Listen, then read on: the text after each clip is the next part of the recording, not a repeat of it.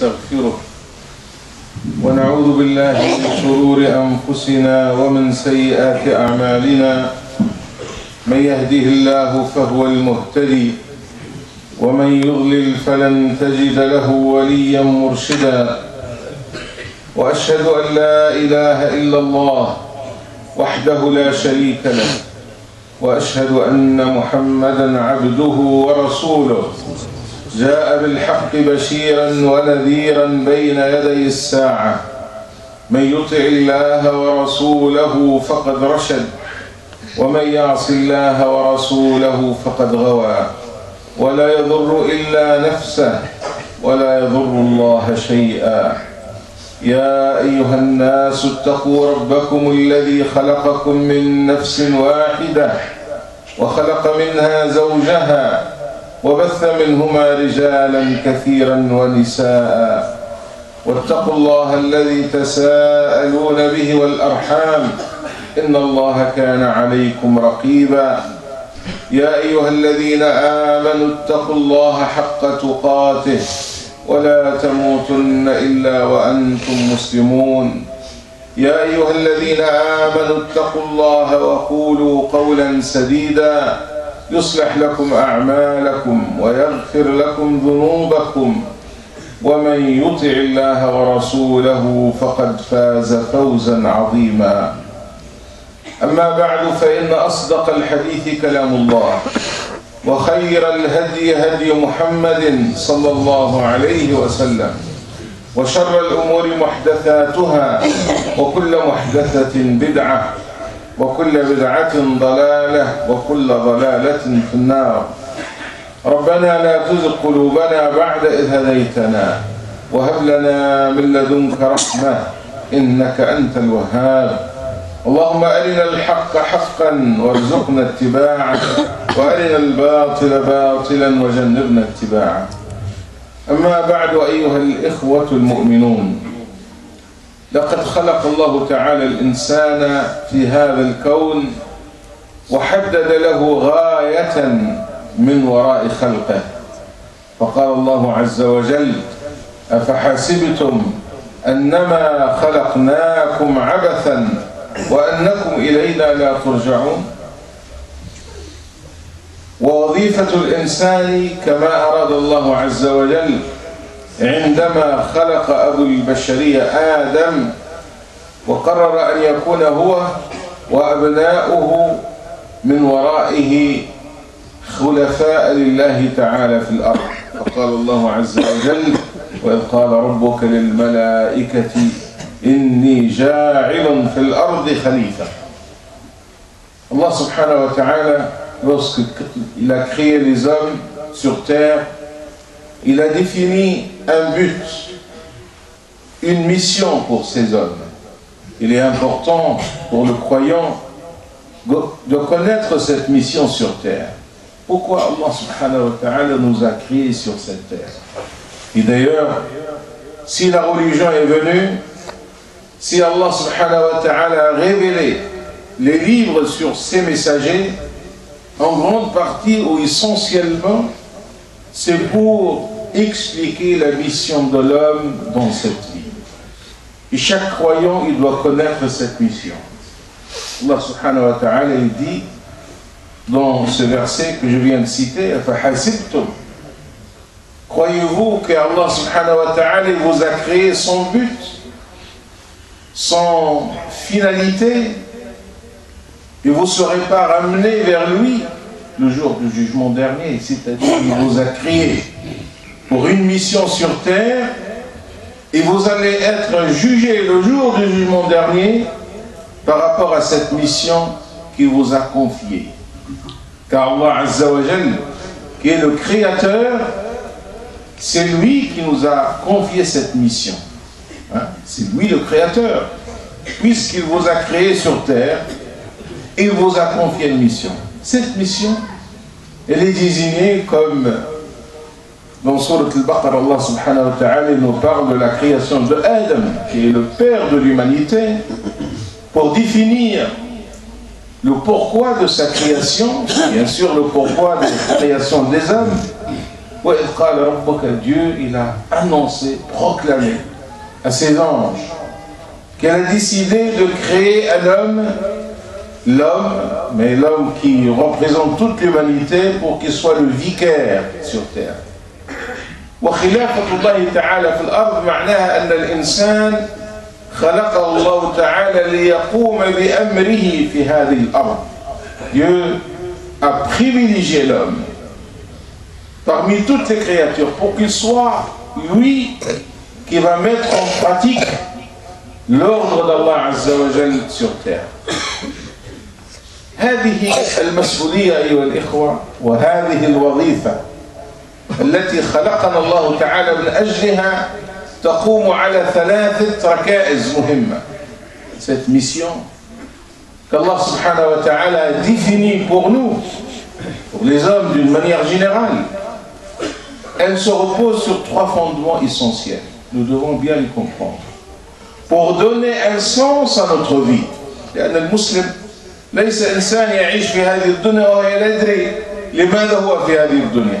Il n'est pas parmi ceux qui sont dans la vie et ne savent pas pourquoi ils sont là, pour quelle finalité, quelle mission, quelle responsabilité. Nous avons parlé de Al-Khilaf, que l'homme il est lieutenant sur terre, mais elle consiste en quoi? Consiste en 3 fondements essentiels. أما الركيزة الأولى من أجل أن يكون الإنسان هو خليفة الله تعالى في الأرض كما أراد الله له هي ركيزة العبودية لله عز وجل. أن تكون عبدا لله لأن الله تعالى قال وما خلقت الجن والإنس إلا ليعبدون ما أريد منهم من رزق وما أريد أن يطعمون وما أمروا إلا ليعبدوا الله مخلصين له الدين حنفاء ويقيموا الصلاة ويؤتوا الزكاة وذلك دين القيمة. إذن le premier fondement de cette mission sur terre, c'est d'adorer Allah Azza wa Jal. Et l'adoration de Dieu, ça veut dire quoi? Vivre sous le regard d'Allah Azza wa Jal. Car Dieu qui nous a créés, il nous a montré un chemin. Et ce chemin, il est dans l'intérêt de l'homme. Car Allah Azza wa Jal n'a rien de chercher à travers notre adoration ni à travers notre création. Mais c'est l'intérêt de l'homme. Sauf qu'Allah subhanahu wa ta'ala qui nous a créés, il sait bien que l'homme, il a ses faiblesses. Il a besoin des repères dans sa vie. Et l'adoration d'Allah Azza wa Jal va donner à l'homme un sens. C'est la boussole. C'est-à-dire, il va agir au nom des principes qu'Allah subhanahu wa ta'ala lui a donnés. S'il est confié à lui-même, il peut s'éloigner. Il peut tomber dans les dérives. Alors il a besoin de cette lumière pour le guider sur le chemin. Et cette lumière n'est possible qu'à travers l'adoration. À partir du moment que tu sens que tu es soumis à Allah Azza wa Jal, que tu obéis à Allah subhanahu wa ta'ala, tu vas définir ton chemin. Tout n'est pas permis dans cette vie, mais aussi il y a des chemins de bien qui nous guident vers notre intérêt dans la vie d'ici-bas et dans l'au-delà, qui sont précisés dans la révélation qui est venue d'Allah subhanahu wa ta'ala. العبادة في الإسلام أيها الإخوة لها معنى شامل وواسع تشمل حياة الإنسان كلها.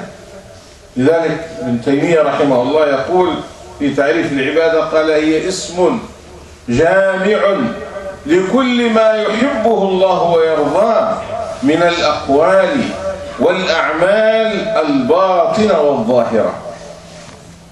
Tamiya, lorsqu'il a voulu définir c'est quoi l'adoration de Dieu, il a donné une définition très générale. Bien sûr, il s'inspire, il part du Coran et de la Sunna du prophète alayhi salatu wassalam pour définir ce concept important, puisque Dieu il a dit il n'a créé les humains, les djinns et les humains que pour une grande finalité qui est l'adoration de Dieu. Alors comment il a défini Ibn Taymiyyah al-Ibad? Il a dit c'est un concept très général qui comprend tout ce qu'Allah subhanahu wa ta'ala aime et agrée. Tout acte, toute parole, toute chose que tu fais qui rentre sous cette condition qu'Allah subhanahu wa ta'ala aime et il agrée, qu'il soit satisfait. Sawa'an, c'est les paroles, c'est les actes, à la fois intérieurs et extérieurs. Car il y a les actes intérieurs qui sont les actes du cœur. Avoir la sincérité, avoir l'amour pour ton frère, avoir cette fidélité par rapport à ta foi, tout ça c'est les choses internes. La crainte d'Allah Azza wa Jal, la piété. الأعمال الباطنة والظاهرة. أقوال وأعمال باطنة وظاهرة. Des paroles et des actes à la fois intérieurs et aussi extérieurs. هذه الوظيفة الأولى أيها الإنسان. خلقك الله تعالى لتعبده عبادة. Le premier des fondements pour être dans cette mission noble qu'Allah subhanahu wa ta'ala a accordé à l'homme, c'est d'être dans l'adoration de Dieu. الوظيفة الثانية هي عمارة الأرض وإصلاحها. الله خلقك أيها الإنسان لتعمر الأرض وتصلحها وتعمل وتكد وتجتهد. قال تعالى هو أنشأكم من الأرض واستعمركم فيها. يعني طلب منكم أن تعمروا الأرض وقال ولا تفسدوا في الأرض بعد إصلاحها. La deuxième mission accordée à l'homme, c'est d'être un constructeur, quelqu'un qui essaie d'être positif dans sa vie. Imaratul ard, meubler la terre. Imara ضد الفساد, le désordre. L'homme est créé pour faire du bien sur terre, pour essayer de profiter de tout ce qu'Allah subhanahu wa ta'ala a donné dans ce monde-là pour son intérêt et l'intérêt commun. Construire et pas détruire. Voilà ce qui missionne l'homme, et notamment le musulman qui croit en Allah Azza wa Jal. À la lumière de cette adoration pour Dieu, d'être constructif, d'être positif. Tu dois toujours te poser la question. Poser la question par rapport à l'adoration de Dieu. En es-tu par rapport à cette mission, cette grande finalité? Mais aussi par rapport à la imarat al-ard. Est-ce que tu es constructif? Est-ce que tu as ajouté quelque chose dans la vie? Ou tu es un parmi d'autres qui est là pour consommer, utiliser les biens de ce monde, mais tu ne produis rien? Non.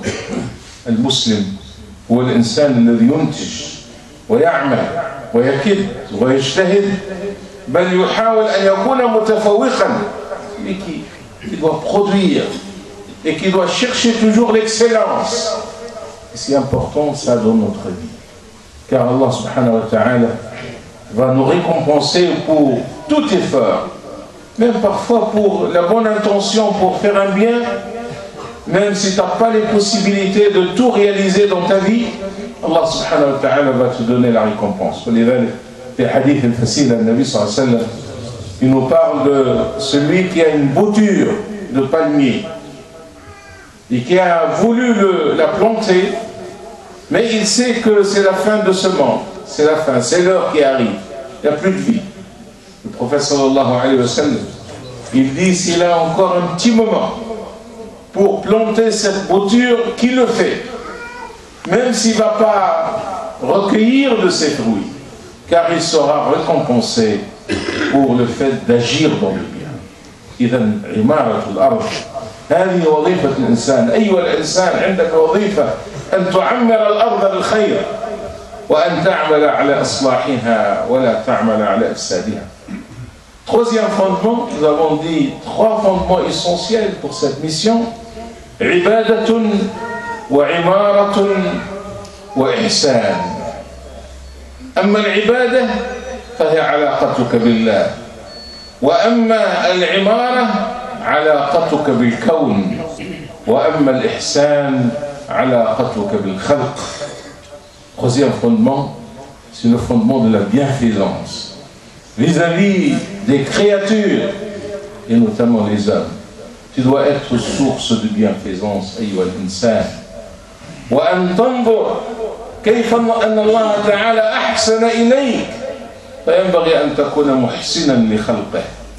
قال تعالى: وأحسن كما أحسن الله إليك. كما أن الله أحسن إليك أيها الإنسان، كن مصدر إحسان.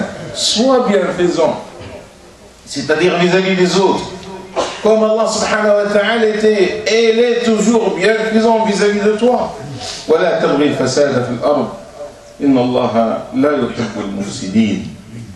والرسول صلى الله عليه وسلم حمل المسلم مسؤولية الإحسان إلى الخلق، كل الخلق. En fait, il nous rappelle cette responsabilité de bienfaisance, de bonté vis-à-vis de toutes les créatures, sans aucune distinction. لأن المسلم مصدر عمله هو الخير، طبيعة عمله الخير. La nature de notre action, de notre comportement, elle est basée sur cette bonté, sur cette bienfaisance vis-à-vis de tous les hommes.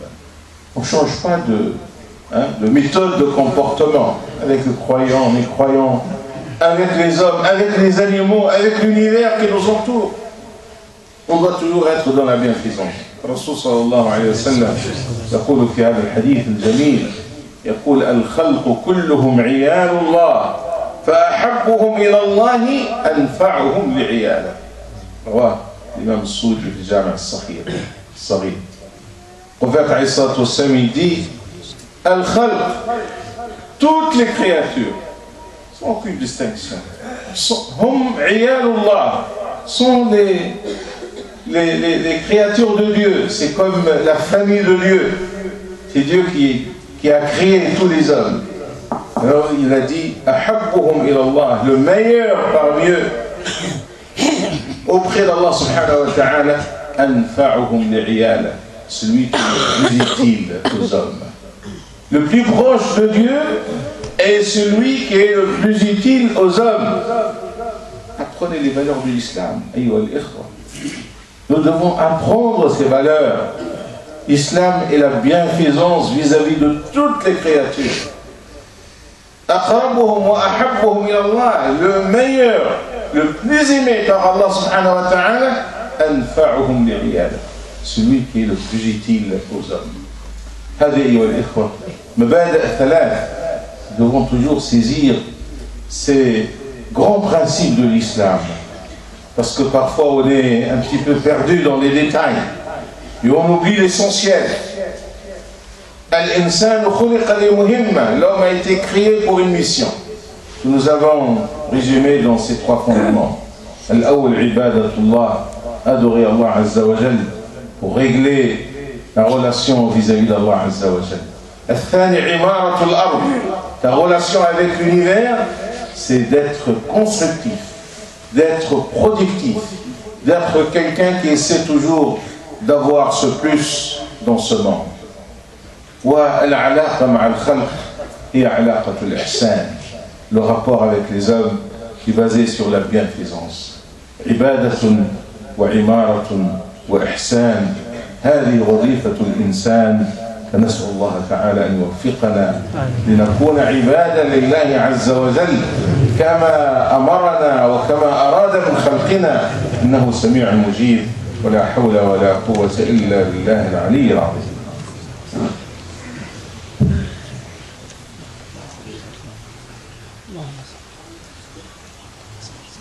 الحمد لله وحده والصلاة والسلام على من لا نبي بعده.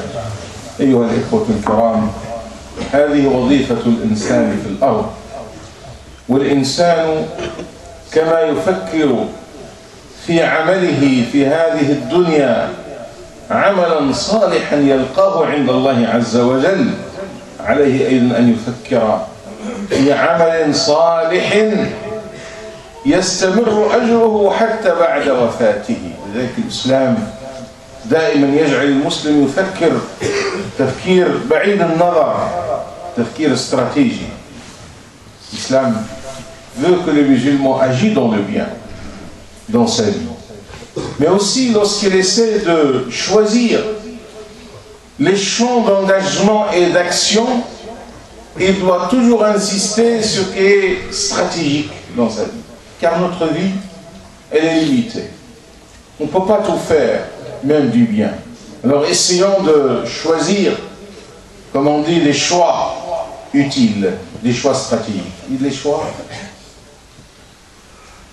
les a précisés le prophète sallallahu alayhi wa sallam dans ce hadith que nous connaissons tous, où le prophète sallallahu alayhi wa sallam il a dit إذا مات الإنسان انقطع عمله إلا من ثلاث صدقة جارية وعلم ينتفع به وولد صالح يدعو له. Le prophète sallallahu alayhi wa sallam il a dit l'homme lorsqu'il quitte ce monde ses actions elles vont s'arrêter. Car nous avons aujourd'hui un compteur, j'espère, Inch'Allah, qu'il fonctionne dans le bon sens avec les hasanat. Car le compteur, il compte tout, hein. Les bons et les mauvais points. Mais ce compteur-là, il va s'arrêter le jour où tu vas quitter ce monde. Car Allah subhanahu wa ta'ala a fait que la vie soit le champ d'action. Aujourd'hui, action et pas de jugement. Et demain, ce sera le jugement, mais il n'y aura plus de possibilité d'agir. Alors il faut essayer de profiter pleinement de son temps. Et pour le faire, le prophète sallallahu alayhi wa sallam nous a dit que l'homme, une fois qu'il a quitté ce monde, ses actions vont s'arrêter, sauf de trois choses. Il y a trois choix stratégiques que nous devons bien prendre en compte et leur donner la priorité. Al-amr al-awwal, sadaqa jariya, une aumône durable.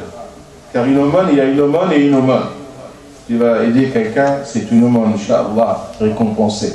Mais lorsque tu vas consacrer une partie de tes aumônes pour des projets stratégiques qui continuent, c'est sadaqa jariya. Tu dépenses pour une mosquée, tu dépenses pour une école, tu dépenses pour un projet d'utilité collective.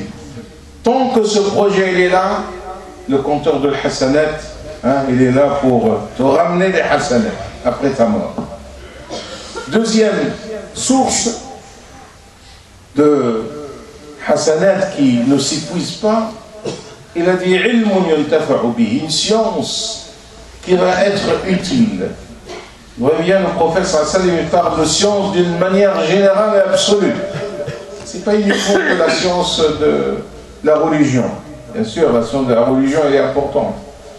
Mais si tu as une science dans n'importe quel domaine, tu es spécialiste en physique, en chimie, en mathématiques, en astronomie, en médecine, en géologie, et tu vas bien travailler ta spécialité pour produire du savoir et de la connaissance. Tant que ce savoir il est utile pour les hommes, tu as laissé derrière toi un compteur de hasanat qui fonctionne. Ilmun yuntafa'u bihi. Et troisième chose, waladun salihun yad'u lahu. Un enfant vertueux qui va lui faire des invocations pour Allah subhanahu wa ta'ala. Vous voyez bien alors, les champs d'investissement stratégiques sont tout d'abord l'argent bien dépensé, bien placé dans des projets stratégiques. Deuxième chose, la science, la connaissance. Et troisième chose, investir en l'homme. Car al-walad al-salih, ça veut dire former des hommes vertueux, qui vont être vertueux pour eux-mêmes et pour l'ensemble de la société. Voilà les trois champs d'investissement. Le champ de l'investissement, de l'argent, la puissance financière qui est bien dirigée, la science et la connaissance, et l'éducation et la formation pour gagner cette richesse humaine. C'est là que nous devons diriger, parce que parfois, et même souvent, nous devons connaître les priorités de notre action pour que notre mission sur terre soit bien accomplie dans le cadre de ces trois principes qui sont ibadatun wa imaratun wa ihsan, adoration, construction et bienfaisance. نسأل الله تعالى أن يوفقنا لما يحب ويرضى، وأن يجعلنا ممن يستمعون القول فيتبعون أحسنه. اللهم اقسم لنا من خشيتك